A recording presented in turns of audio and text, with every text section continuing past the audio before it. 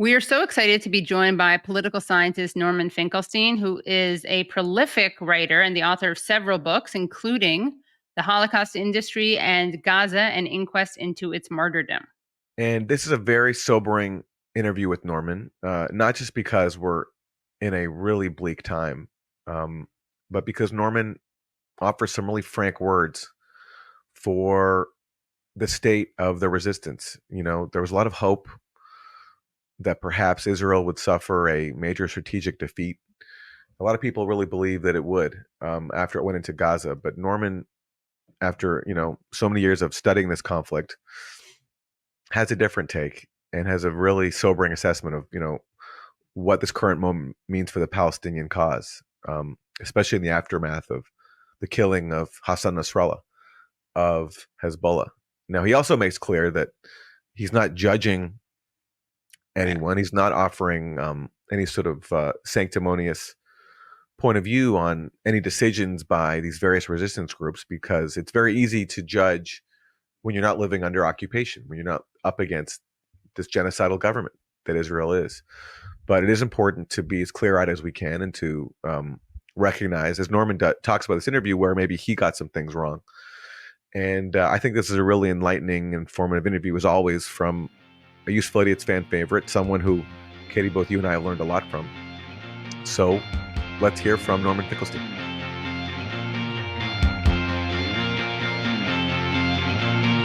Norman, thanks so much for joining us. Well, thank you for having me. It's always my pleasure to be on with Katie and Aaron. We're recording this in the 1-year anniversary week of October 7th. So let me just start with a general question. Your overall assessment of where things are right now.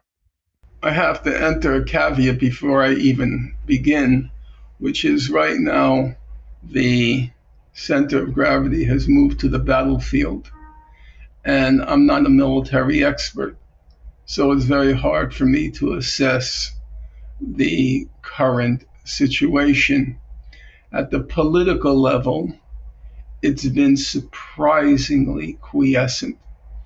I can't remember a single instance where the Security Council has been so silent, or not so silent, has been totally silent.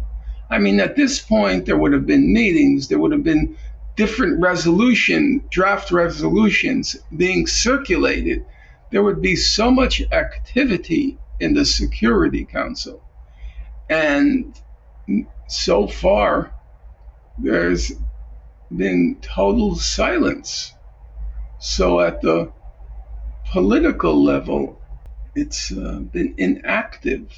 Netanyahu, is, I suppose, an intelligent man. That's what everybody says, and I don't believe in disputing, quarreling with facts. But his main ability is in taking advantage of opportunities. He's a politician. In the first place, he's a politician.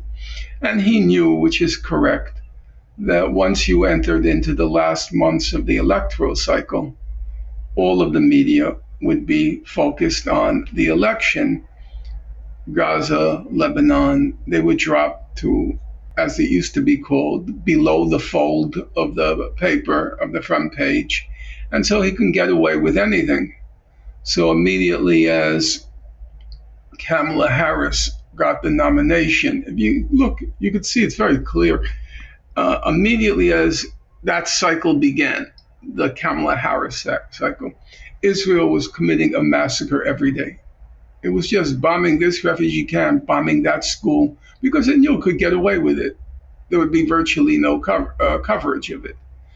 Even now, let's say if you were to put on the screen the front page of the New York Times, top story is the hurricane, then the Kamala Harris Trump, and then the third story, and Gaza and Lebanon is below the fold, as we used to call it, below the fold, and then below the top half of the paper.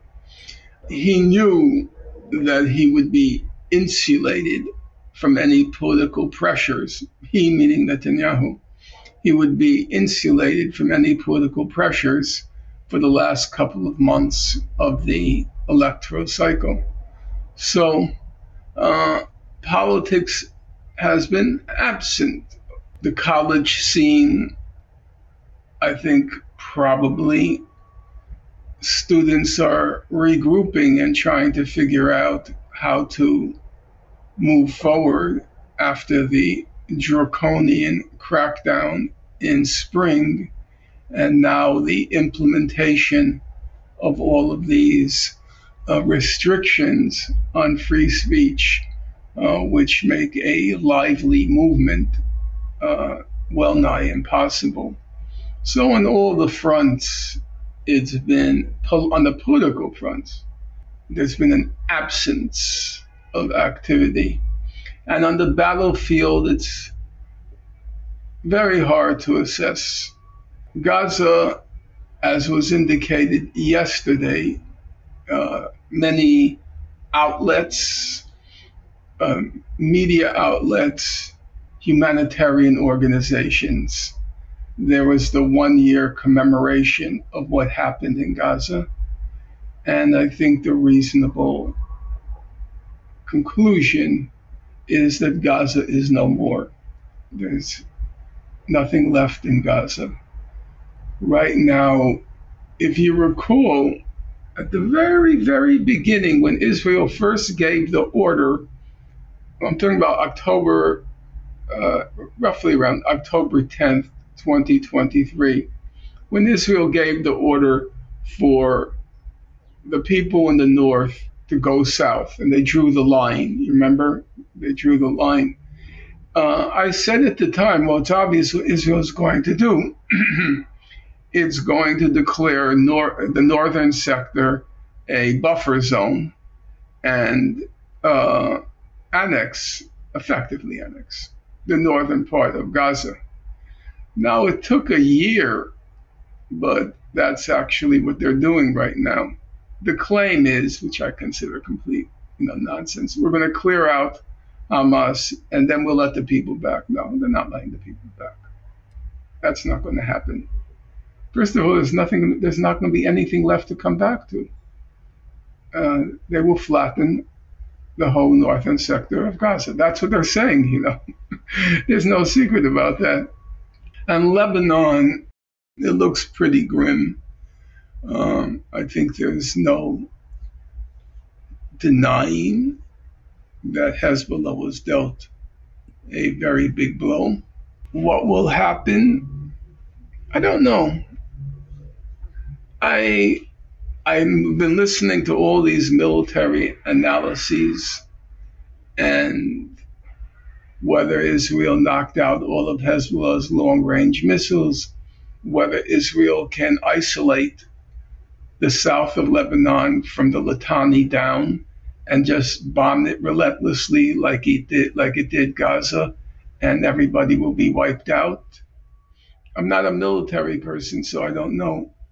I know that the party of God will fight to the last person, but it's not even clear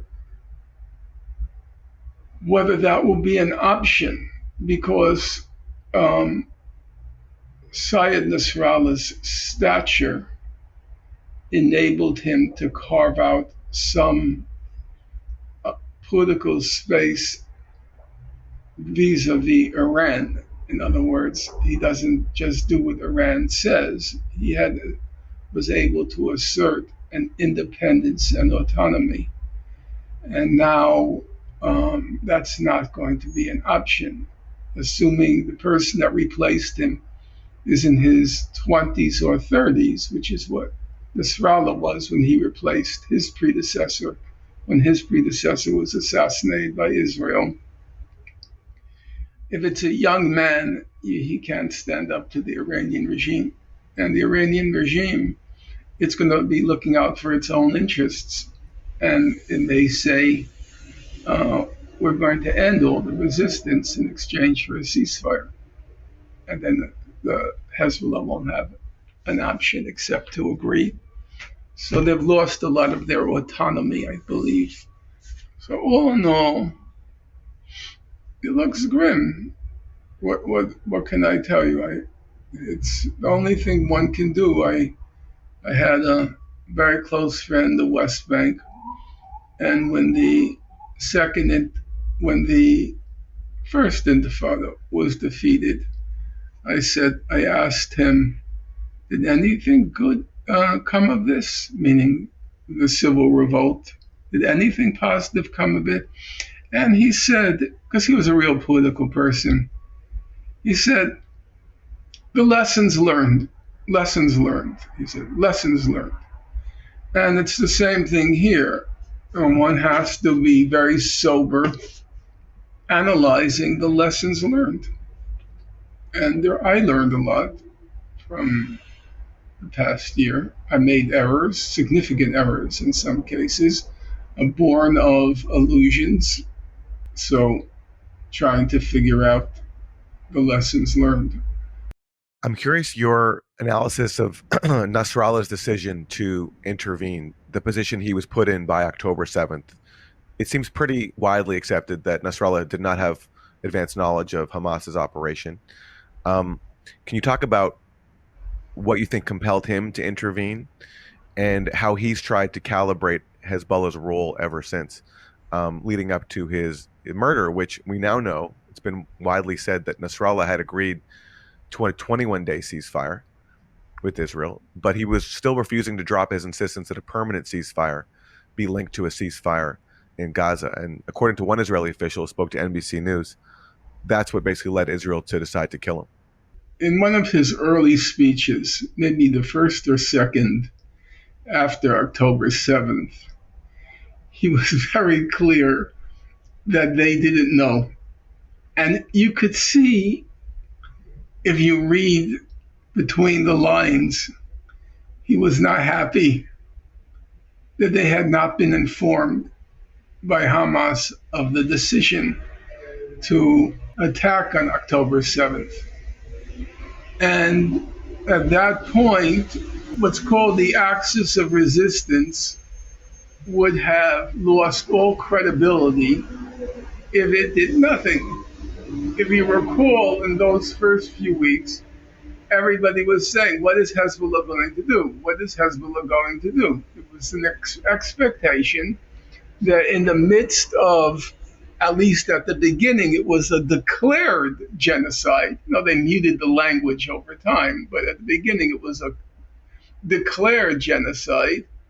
And Palestine had always been formally a sacred cause for Iran, and as a personal cause for Nasrallah, Sayed Nasrallah. He did an interview 30 years ago, and he was asked, I can't remember the exact question, but the response was, if and when I die, I want it to be for Palestine. It was for him a deeply entrenched conviction and commitment. Both at a personal and a political level, he had to do something. On the other hand, as Nasrallah said in his last speech, he said Israel has the technological edge. And they're smart enough to know that, around October 7th. So that was just another way of saying we're not ready for the great confrontation. And so he tried to carve out a middle path, namely lobbing rockets and missiles at northern Israel, not really causing all that much damage, apart from the population had to evacuate. About estimates are 50 to 60,000 people had to evacuate, but not a full-scale confrontation. And if you look back then, by far, by an immeasurable distance, the worst blows were being suffered in South Lebanon. Hundreds of people were killed in South Lebanon, including hundreds of Hezbollah fighters. And about, 200,000 or 100 to 200,000 Lebanese had to evacuate. Today, the Times showed the pictures of South Lebanon, and it looks like the moonscape. It looks like Gaza. Actually, it looks worse. So he didn't have options. He tried to carve out a path. But I said at the time, if you remember, I said at the time that when people were asking, what do you think is going to happen the day after? What do you think is going to happen the day after? I said, I think we're closer to the beginning than to the end, because I don't believe that Israel will give Hezbollah a pass. They're going to do something. Now, that was only partially correct, because it didn't until the assassinations and then the walkie-talkie and pager undertaking, it didn't occur to me that they were going to use this occasion to wipe out Hezbollah. You've said that you were wrong about Hezbollah, and I want to know if you could elaborate on what you mean by that. Well, I'll begin with an anecdote, a germane anecdote. I remember discussing Hezbollah with Professor Chomsky, and he said, I don't believe it's a significant military threat to Israel. And I take seriously anything he says, but I was skeptical of that judgment, especially because they did get at minimum a draw in 2006. So it seemed like they had established their own deterrence capability against Israel. So I didn't agree with that judgment. What I didn't see, because I didn't know, was after 2006, Israel invested a large amount of resources to the showdown, to the final showdown. Hezbollah had that unique characteristic of being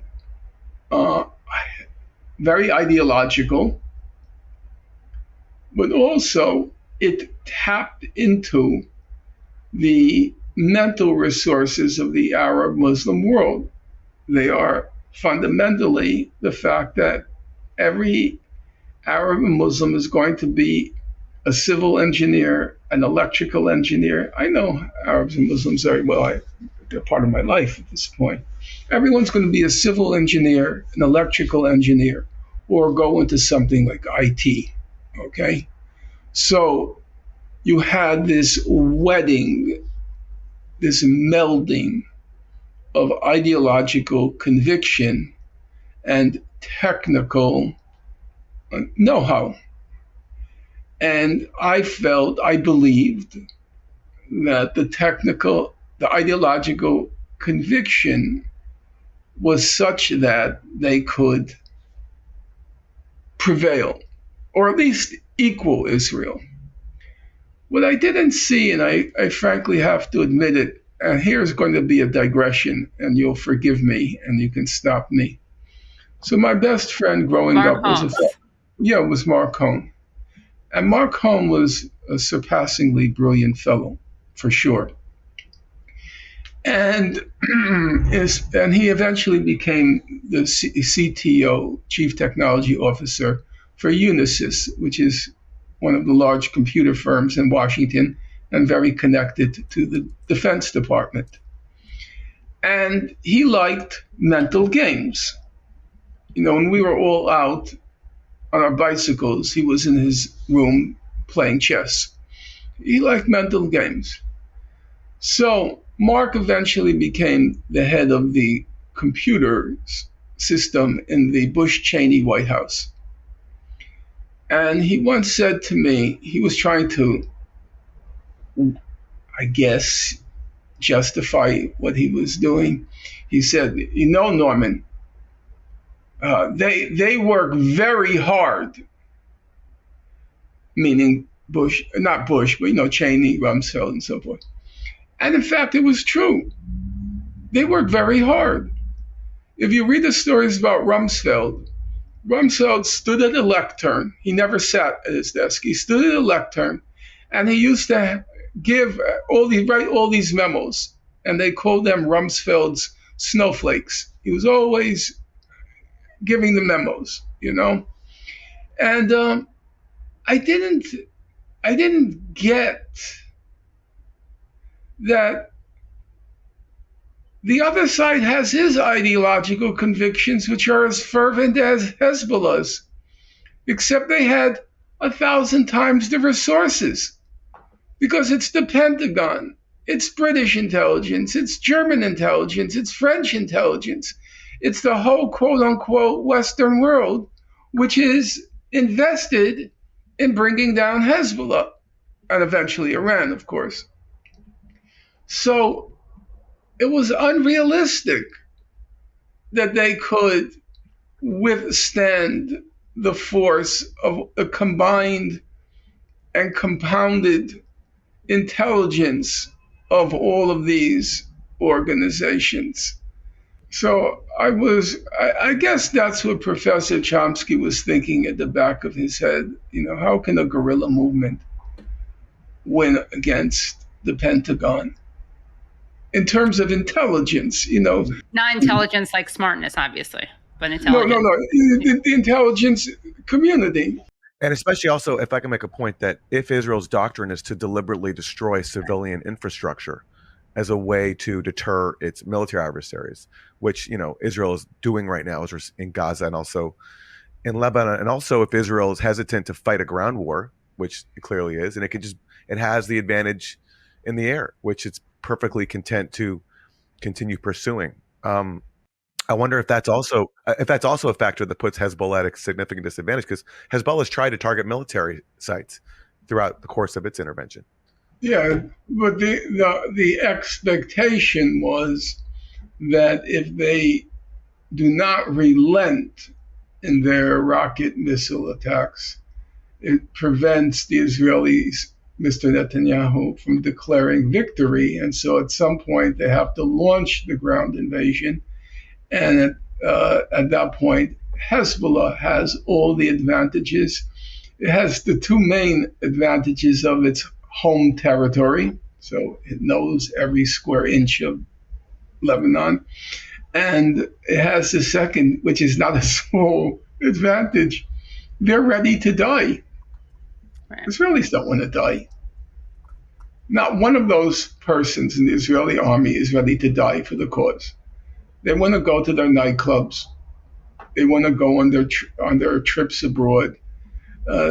Dying for a cause is not on their agenda. Whereas for Hezbollah, it is on the members of the party of God. They're ready. They're prepared. And at this point, they probably want to, as I believe Nasrallah wanted to die at the end, because otherwise it makes no sense how he died. So that's a very big advantage.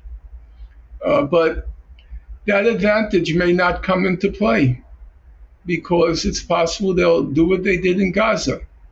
If you look at the figures for deaths in the Israeli army, it's less than one a day. The last figure they gave out was after October 7th. It was 349 Israeli soldiers killed in Gaza. That's in 365 days. It's less than one a day, because there are no battles in Gaza. This is all a myth. There's no war in Gaza. The moment the media reported each day the conflict under the subheadline, it would be the main headline, and the subheadline everywhere was the Israel-Hamas war. The Israel-Hamas war. The moment they got that subheadline, Israel won the propaganda war, because they were depicting it as a war. There was no war in Gaza. There are no battles in Gaza. You search your memory 365 days. Do you remember one day when a battle was reported? What they do is they just flatten everything in their path, pulverize it, and then they move in order to blow up. They don't even go into the tunnels. They blow up the shafts of the tunnels. There was no war in Gaza. It's all a myth. That's why, when you hear the talk, Israel says, we killed 18,000 fighters, Hamas terrorists. How would they know? How would they know who they killed? Gaza's Ministry of Health doesn't know because Hamas doesn't wear uniforms. They don't carry around IDs saying Hamas terrorist. So the Ministry of Health hasn't a clue whether this young male in front of them is Hamas or just was a young male who was walking in the street or in a building. So how would Israel know? It never actually fights Hamas militants. It may see some dead bodies on the ground, but it doesn't have a clue whether it's a militant. Every time you see the Israeli figures, it's you could predict. I could predict every figure Israel will produce from now till next year. You know how many are produced? What numbers they'll use? It's very simple. Whatever number whatever number the Ministry of Health releases as total deaths. Let's say now they're saying 42,000, right? So Israel's going to say, we killed 21,000 Hamas terrorists. They want to show the 1-to-1 ratio to prove they're the most moral army in the world, because other places it's 3-to-1 or 4-to-1, but here it's 1-to-1. So all they do is take the total number killed, divide it in half, and say that's the number of militants we killed, or terrorists that we killed. They don't have a clue. There's no fighting going on in Gaza. It's a genocide. I don't care about the technical term, legal term. That's for the International Court of Justice to adjudicate, and law is its own discipline, and how they define genocide is not always the same as the way a layperson or Oxford English Dictionary defines genocide. But I'll just, if you allow me, since I've been writing about this subject, so Oxford's dictionary defines genocide as the murder of a large number of people from a particular nation or ethnic group with the aim of destroying that nation or group. And by that definition, that's what's happening in Gaza. The war is it's secondary. Obviously, if you want to commit a genocide, you want to take out the enemy forces because they're an obstacle to achieving your goal. But defeating Hamas is simply a means to an end. The end is to solve the Gaza question. And it's people think this is just a terminological issue, but it's not. It's a question of trying to capture reality. What word captures the reality? If you take Raoul Hilberg's magnum opus, it's called The Destruction of the European Jews. It's not called The War Against the European Jews.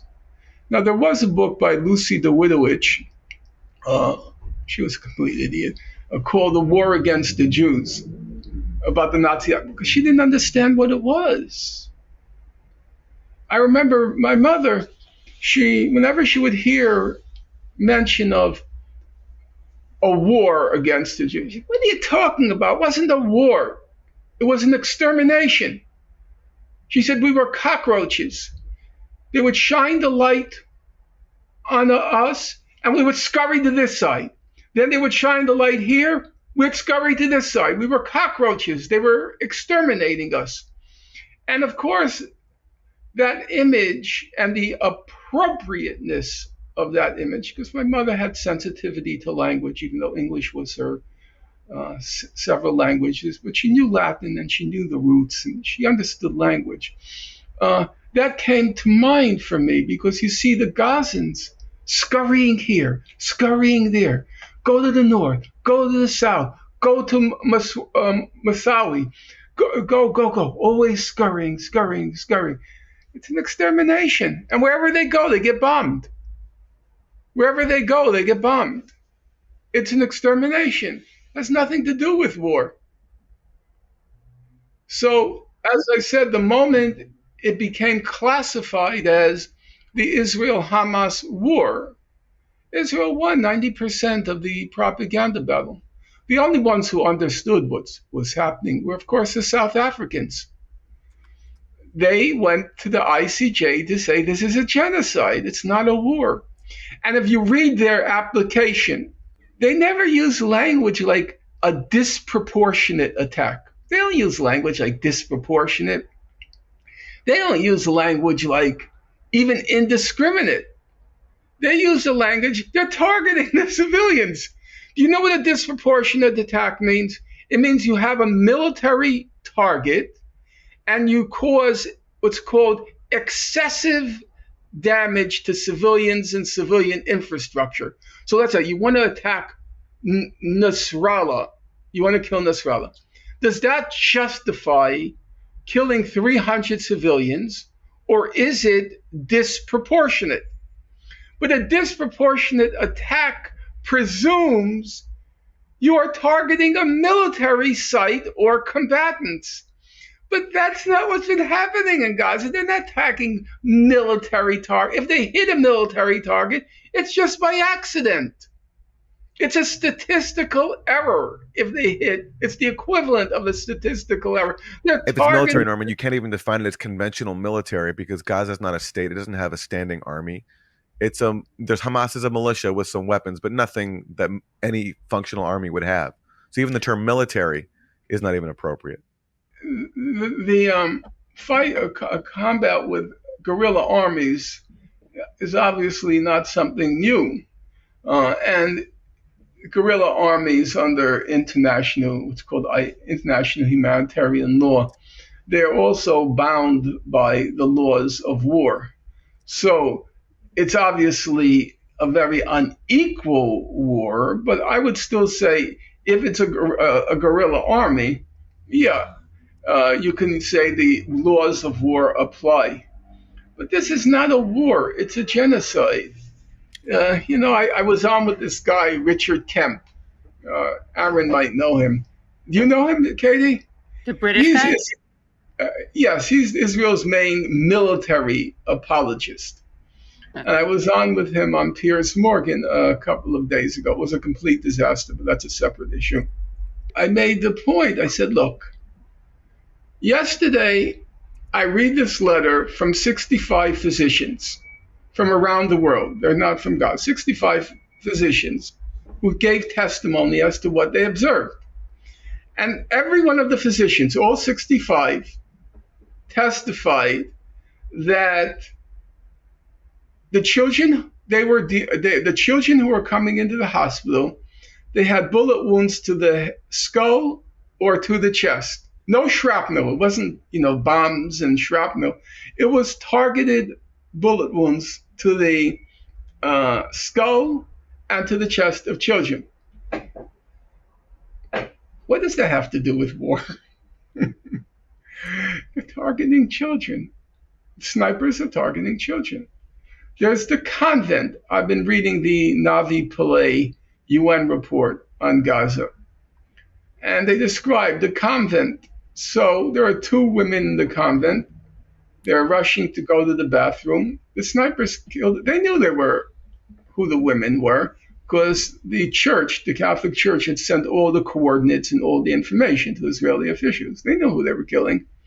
They then fired 2 tank shells at a school for disabled children. There were 54 disabled children who used the school in the convent complex. They fired 2 tank shells at it. What does that have to do with the war? Given the fact that basically, I think what we're saying is that Israel is willing to kill for an idea or for material benefit, and Hezbollah and Hamas are willing to die for survival, let's say, what they see as survival. Does that make armed resistance pointless? I'm not a military man, and I feel very uncomfortable from the safety of my home and the fact that I had the opportunity to live a long life, to advise or counsel others to sacrifice themselves and not and have their life terminated when I was in college. I don't feel at ease. One of the things about the great, my tradition, the revolutionary tradition, and also with people like Nasrallah, it was clear that death, the prospect of death, was not in their mental equation. That came with the turf, that you're going to die, or there's a high probability that you're going to die. But they never talk about it. It's like it comes with being that. So they never, when the 1905 revolution breaks out in Russia, okay, that's not the 1917, the pre-1905. Rosa, she's a young woman at that point. Rosa Luxemburg, excuse me. She has a physical disability. She goes right into the revolution. And people say to her, Rosa, don't go, it's dangerous there. And it was dangerous there, That never deterred her. It's a revolution. That's what I've lived for. I've lived to see that day. So of course she goes. So they all expected to die. So when they tell others to fight, it's not hypocritical. In my opinion, pure speculation, when all of Syed Nasrallah's comrades had been assassinated, because the whole senior tier, who he had been with for 30 years, he felt there was something morally wrong that he was still alive. He should die too. And he went to his death. So when you ask me that question, I feel uncomfortable from the safety and ease of my apartment in Brooklyn to be counseling on that question. What I would say is I can't fault those who elect to resist with arms if they've exhausted all other possibilities. One of the things I came to really respect about Professor Chomsky was he very, very, very rarely counseled war. He would always say, every other option has to be exhausted before you resort to armed resistance. Because I think two things. Number one, it's too easy to be a general by remote control. And number two, because of his whole philosophical training, he came to attach a huge value to this thing called human life. And that you don't carelessly and cavalierly destroy life. It's the absolute value. So I will not, if all options have been exhausted, I will not say, no, you can't do it. But on the other hand, I'm not counseling anyone, and long live armed struggle, which is what I was as a kid. In my day, I was a Maoist, and one of the two things to make you a Maoist were you had to believe in the I know it's going to sound completely insane, and fair enough, it is. You had to support the dictatorship of the proletariat, and you had to support armed struggle. That you couldn't peacefully transition to socialism. You had to. It was inevitable that there would be an armed showdown. So I passed through that phase, and now I'm much more cautious reserved before I counsel others. And just to clarify, it wasn't a moral question; it was a strategic one. Look, that was something I had to learn. Okay, in our own history, American history, there were many slave rebellions. Not many, but there were slave rebellions. But those slave rebellions could not have destroyed a system so deeply entrenched as slavery. They couldn't. It required the power of a state, the United States, and it required a civil war that cost 700,000 lives to even begin to extirpate the roots of slavery. It took another 100 years to root out the deeper manifestations of that system of slavery. It took Reconstruction, and then it took the Civil Rights Movement. So I say this because what Hamas did was completely unrealistic. I don't fault them any more than I fault Nat Turner or John Brown, but it was unrealistic. Israel is, and I know it sounds like a cliche, and I loathe cliches, but it's the entrenched, concentrated manifestation of Western imperialism. It's this, very concentrated, intense manifestation.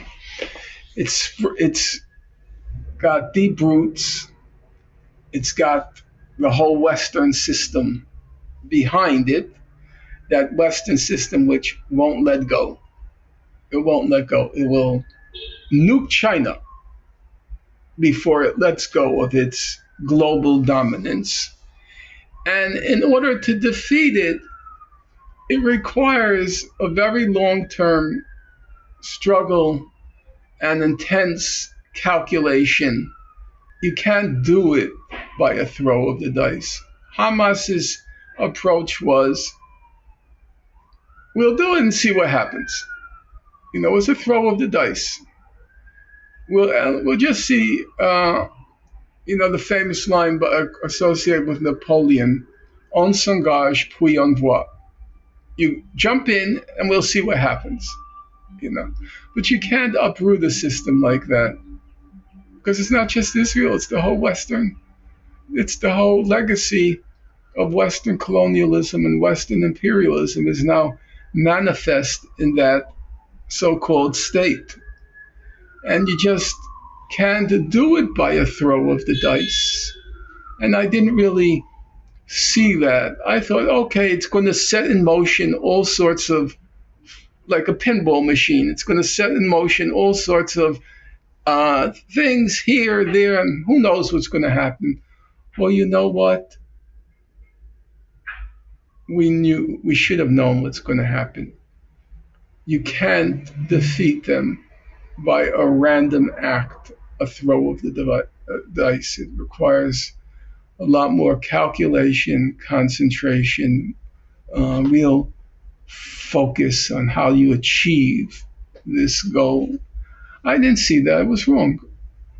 You can't defeat a system like that by a random throw of the dice any more than Nat Turner could have brought down slavery with 80 other people, thinking, well, maybe there'll be an uprising.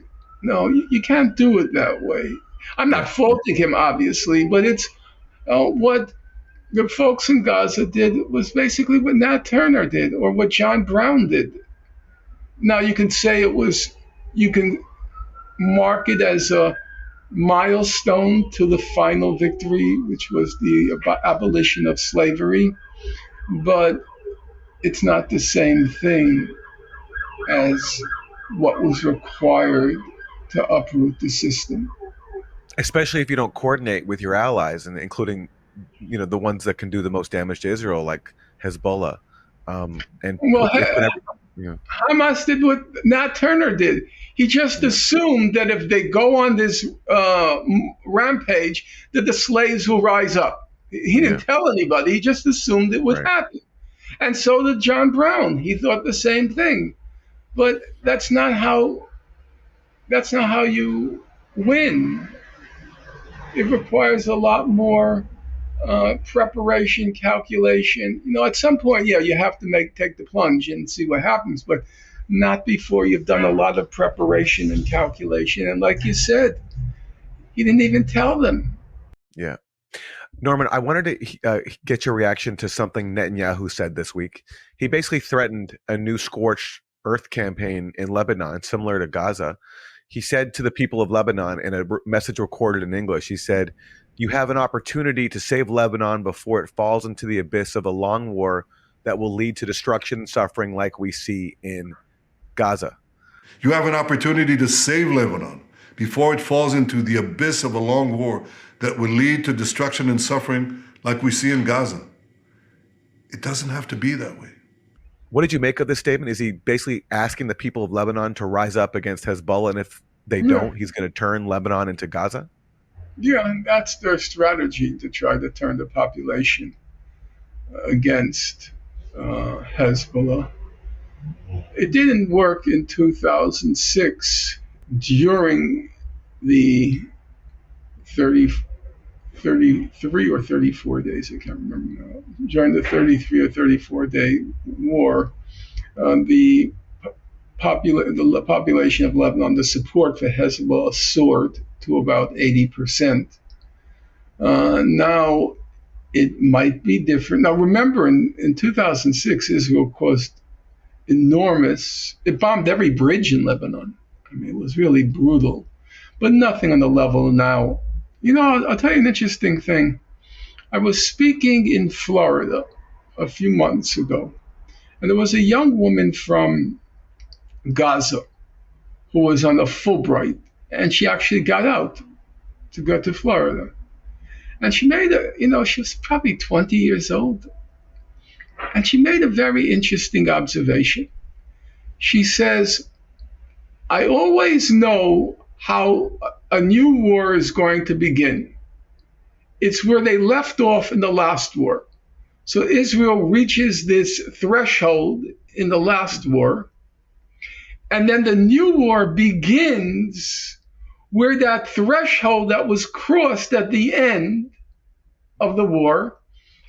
So at the end of, let's say, Operation Pillar of Defense, 2012, Israel ends by targeting the high-rise, what are called the historic buildings in Gaza. She says in the next war, they start by targeting the high-rise. So I make this point because Israel began the new round in Lebanon at the threshold it had crossed in 2006. So it was total decimation. There was no reserve. And there were two factors. Well, there were basically two factors. Factor number one, Lebanon was already suffering before the current situation because the economy had collapsed. Their currency lost 98% of its value. So already the people in Lebanon were hurting before the Israeli attack. So there was that problem, and there is the intensity, and the intensity may turn the population against Hezbollah. So they may succeed in their goal of turning the population against Hezbollah. Speaking of Hezbollah, I know that you spent time with them, and you also spent time with Hamas. Not significant time. I want to be clear about, not that I'm afraid like I'm going to get arrested, but I want to stick faithfully to the facts. On one day, a tour. I think in 2007, they took me on a tour of the South. Well, I wanted to know what, from that experience, you learned that you didn't know before your tour. And also, a parallel question is what you learned from your time with Hamas that you didn't know before that, and how it shapes your view of what's happening now. I guess from Hezbollah, The main thing took away, which I think I was wrong, the high level of competence and dedication, commitment. I remember they had a translator.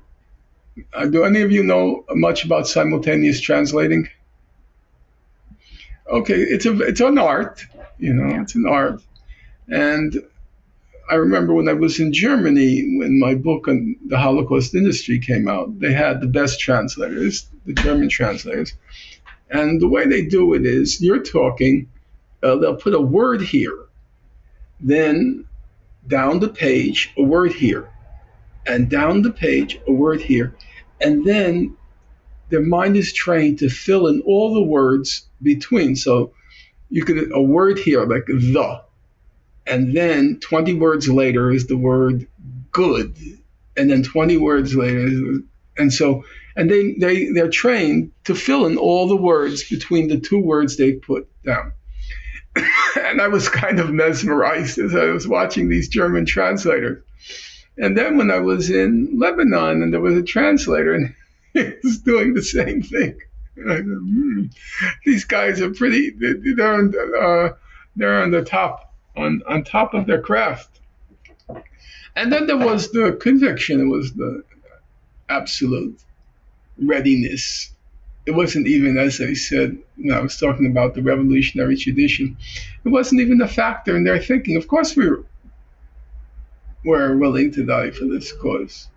And they showed me what they had built. Like there was a very high mountain in Lebanon, and deep in the ground was their headquarters. And they said to me, now I'm no military expert, but they said this could withstand an atomic bomb. And that's why I was so surprised when initially when they said they killed Nasrallah. I said, that's ridiculous. Nasrallah will have been in the mountain. Why was he going into the Dahya where Israel was bombing it every day? It didn't occur to me initially that he wanted to die. Because they certainly had places which were seemingly impregnable, unless you use, even to bunker busters, it was seemingly impregnable. As for Hamas, I have to be careful here because you have to distinguish between professional competence and political competence. My dear friend Sana Qassem, she handles my social media and she's Palestinian. She's a brilliant chemist, lives in Greece. When I spoke disparagingly of Dr. Rantisi, who was the head of Hamas when I met him in, I think, 2002, she said, Norman, Dr. Rantisi was a distinguished pediatrician, and he graduated first in his class in pediatrics. He was a very impressive guy. And so I have to respect that their professional achievements might be very impressive. You take Bassem Naim, who's the official spokesperson for Hamas now. Do you guys know him? Yeah, I interviewed him during the Sheikh Jarrah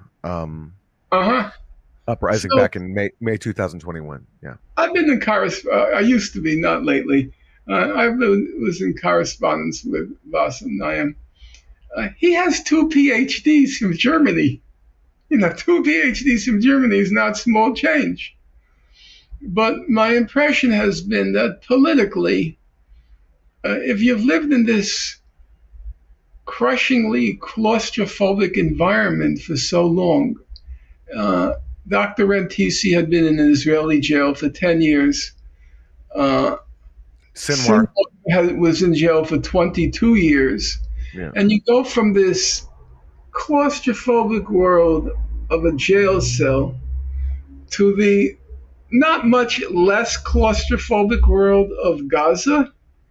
It's hard to have a broad vision of the world.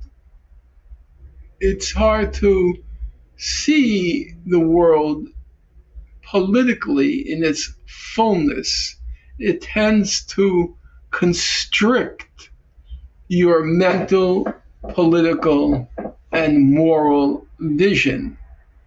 And I think Sinwar is completely fluent in Hebrew, and he apparently is a smart guy, but I think he had Nat Turner was a very smart guy. Everybody said it, whites, blacks. They said Nat's a smart guy, no question about it.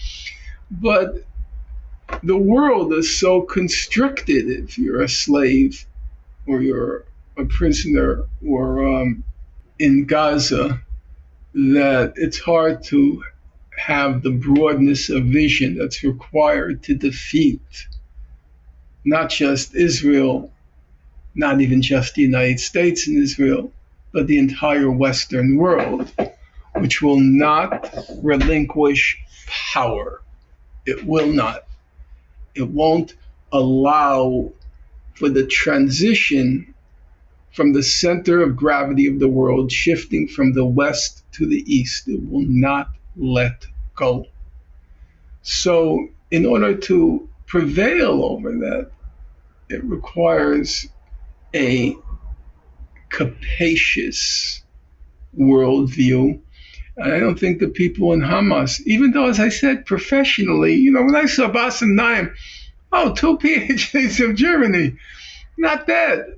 But then you can judge for yourself, both of you saw Hamas's statement after October 7th. You remember when they released that statement describing what they did and why they did it? You remember it was like 10 pages or something. You cannot call that an effective statement. They weren't able to rise to the occasion. I was in touch with, I don't think he'll mind. I was in correspondence with, he was in correspondence with all journalists. So I was in correspondence with Bassem Naim. And I said to him, don't bother denying what happened October 7th.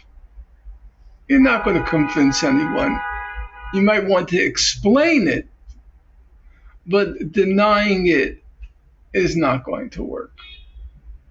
You can deny this, that, or the other. You mean in terms of killing civilians? You mean in terms of the civilians killed? Yeah. On camera. On their cameras. On their cameras.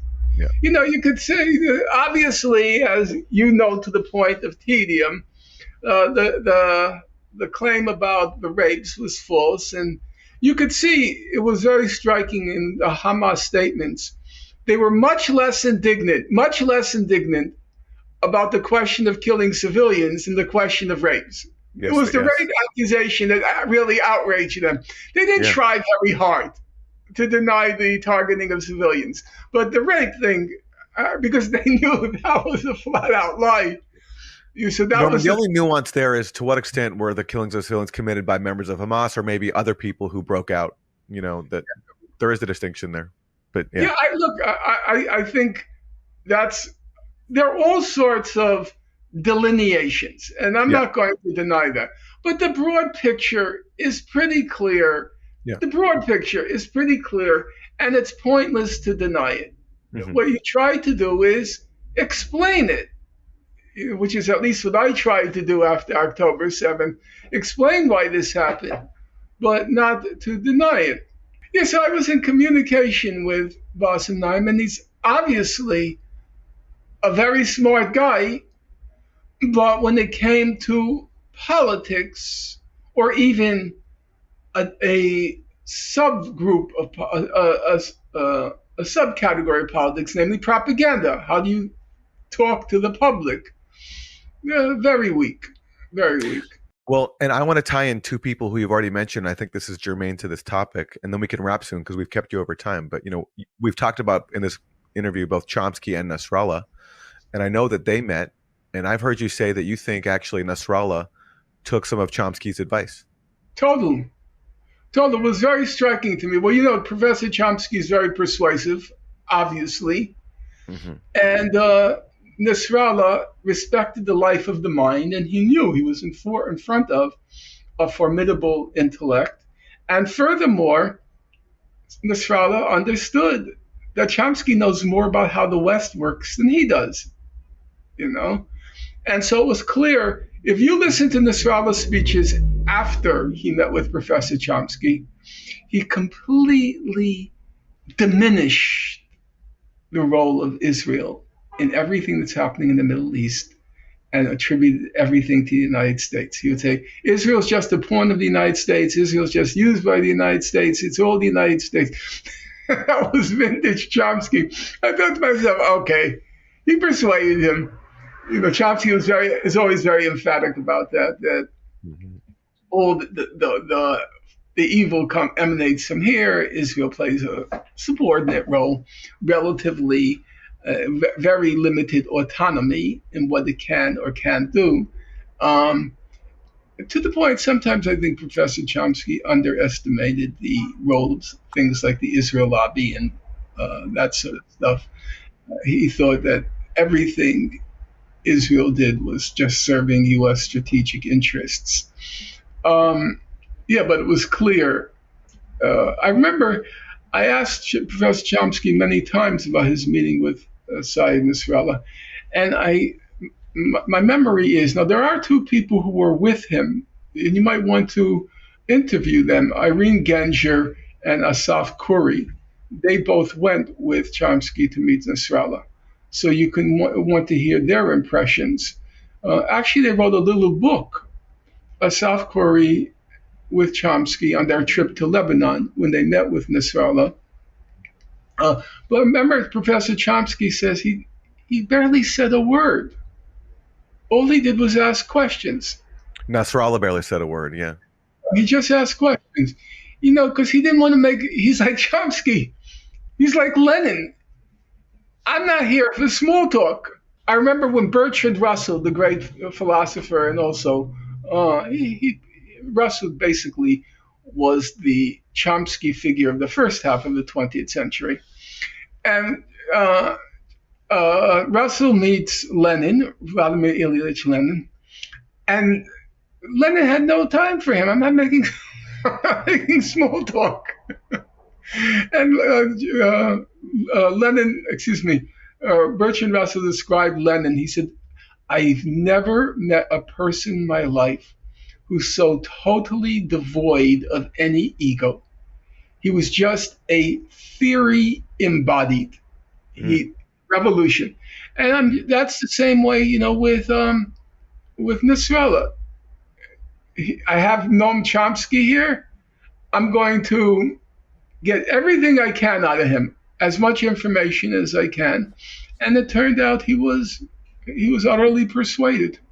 It's funny. I did a live show with Abby Martin and Rania Kalik, and we showed a clip of Nasrallah, and I had no idea he met with Chomsky. But after hearing him talk about like Israel and the United States and the head of the snake and imperialism, I joked. I was like, he sounds like a combination of Noam Chomsky and Jewish Voice for Peace.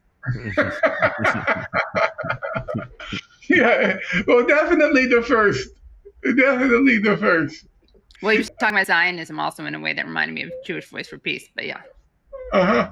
We're going to wrap soon. So if you could, you know, just moving now back to the overall picture, just please leave us with some final comments, and then we'll wrap.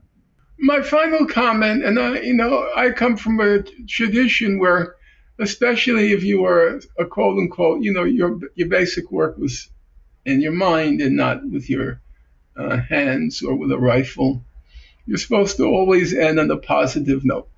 So my great friend, my dear mentor, Paul Sweezy, the greatest of American Marxist economists, he would always end with, but the forces of history and capitalism, it's inevitable that's going to be overthrown. And for people my age, I really needed to hear that. This positive view of the future. One of the things that separates our generation from everyone that preceded it, if you're on the left, is all preceding generations had absolute belief that history was on their side and that they would win. We would win. History was on our side. And the same thing even with Martin Luther King. The arc of history is long, but it bends towards justice. There's always, and our generation has, for good reason, lost the belief, the conviction that we have the force of history behind us. We have the force of justice behind us. Our generation, or your generation, it believes there's a good chance we'll be defeated. There's a good chance we're not going to win. The only thing I can say as a conclusion is you never know. You see, you don't know. You can know one thing for certain. If you do nothing, it can only get worse. If you do nothing, it can only get worse, because that greed on the other side is insatiable. The moment that Kamala Harris was nominated, immediately the billionaire class said, what are you going to do with capital gains? You have to reduce the taxes on capital gains. Always the greed. They don't have enough money. They never have enough. So if you don't fight, if you don't resist, if you are passive, it can only get worse. And if you resist, there are moments where it looks very grim. And then there's that folk song, it's always darkest before the dawn. It's this hope that keeps me carrying on. It's always darkest before the dawn. And I look at the examples, if you go to 1860, right? Frederick Douglass writes an essay, and he says it's hopeless. We tried what was called back then moral suasion, convincing people of the wrongness of slavery. We spoke here, we rallied there, we put our lives on the line, because a lot of people didn't want to hear that message about slavery being wrong. And he said, we lost. We have to accept it. And then the Civil War happens. Couldn't predict it. It was impossible to predict. The worst years of apartheid were emergency rule in the 1980s. It looked like apartheid had won. And you can name 1,000 examples where it's darkest before the dawn.